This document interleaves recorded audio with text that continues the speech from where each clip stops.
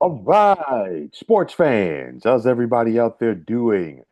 William Martin coming at you one more time here on YouTube with another edition of the 300 Pounds of Sports Knowledge Podcast. So, after being out of action since September 14th with a toe injury, we just saw quarterback Joe Burrow return to action for the Cincinnati Bengals this past Thursday night. And not only did Burrow return to action, he made a statement because for a guy who hasn't played football in more than 2 months, he was dialed in as he helped the Bengals secure the easy 32 to 14 win on the road over the Baltimore Ravens. Now, for that game, Burrow was 24 of 46 passing for 261 yards with a pair of touchdown throws. And aside from what Burrow did with his arm in Baltimore, his return energized and sparked his team as a porous Bengals defense was all of a sudden making plays and dictating things against a Ravens team that had plenty to play for as they were looking to take over sole possession of first place in the AFC North. And with that performance that we just saw from Burrow and the Bengals overall, you can only sit back and wonder and say, hey, what could have been for this team if they had their franchise quarterback? Now, at 4-8, which the Bengals are right now, they're clearly still mathematically alive in the playoff picture in the AFC, but do not hold your breath as far as them getting there. Cincinnati, they won their first two games of the season. Of course, we saw Burrow get injured early on in the win over Jacksonville back in week number two. Right after that, the Bengals decided to go with backup quarterback Jake Browning.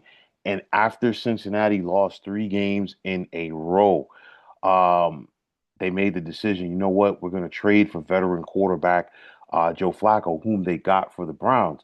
And Flacco, even at this state of the game, he still has a big arm and he can still go out there and sling it. But he wasn't able to get the Bengals over the top, and it was none of his doing, okay? Because I think the turning point for me for Cincinnati season, aside from the Burrow injury, was when they were 3-4. Okay, they lost the three games that Browning had started.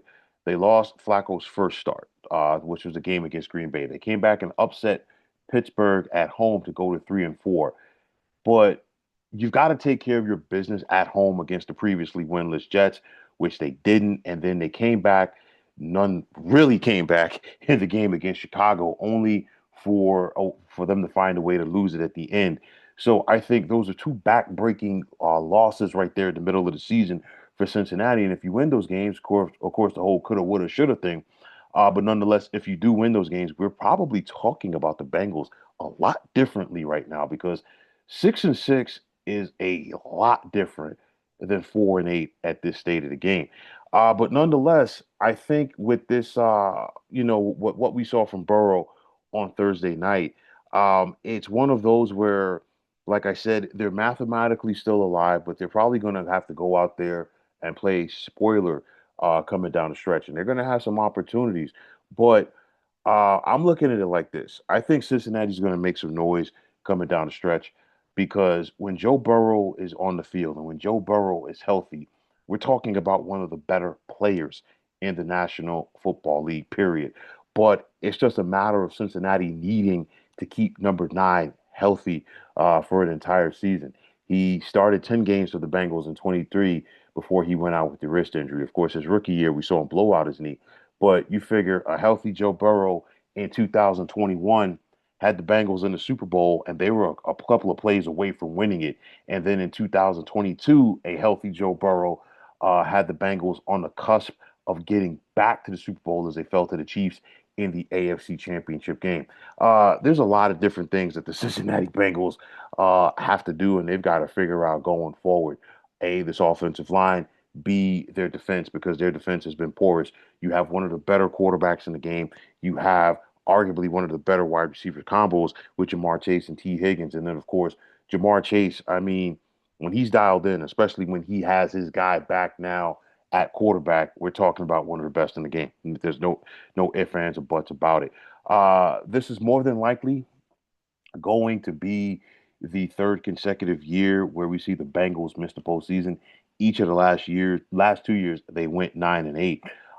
They've got to find a way to get over the hump, and I think that hump starts when you keep rather number nine healthy. Like I said before, he's one of the best in the game, and I think going forward, Cincinnati has to do everything in their power to do right by him and try to put the right team around him and just make sure that number nine stays healthy. But nonetheless, when Joe Burrow is back, it's not only and healthy and playing, it's not only good for the Bengals, it's also good for the NFL because again, we're talking about one of the league's best players.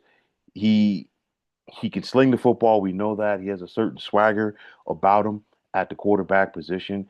It's kind of like E.F. Hutton. When he talks, people listen. And when Joe Burrow steps on that field, that entire Cincinnati Bengals team gets better. And like I said, they've got an opportunity coming down the stretch to make some waves and possibly play spoiler themselves. I'm looking at Cincinnati's remaining 5 games. They're at Buffalo in Week 14.